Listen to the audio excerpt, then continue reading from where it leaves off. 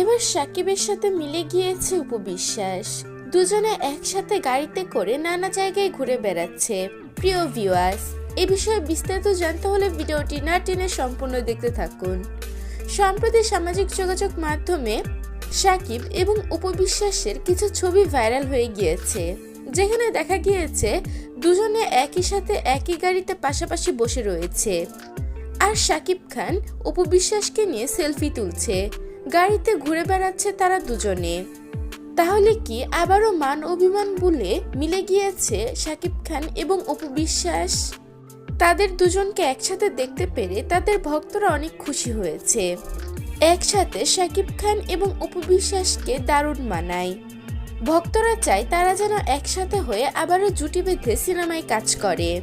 মূলত একটি অনুষ্ঠানে গিয়েছিল উপবিশ্বাস, সেখান থেকে সাকিবের অফিস থেকে সাকিবকে রিসিভ করে সাকিবের বাসায় গিয়ে একসাথে ইফতার করেছে তারা দুজনে। প্রিয় ভিউয়ার্স, সাকিব আপুকে একসাথে দেখতে পেরে আপনাদের কিরকম লাগলো তা জানিয়ে দিবেন আমাদের কমেন্ট বক্সে।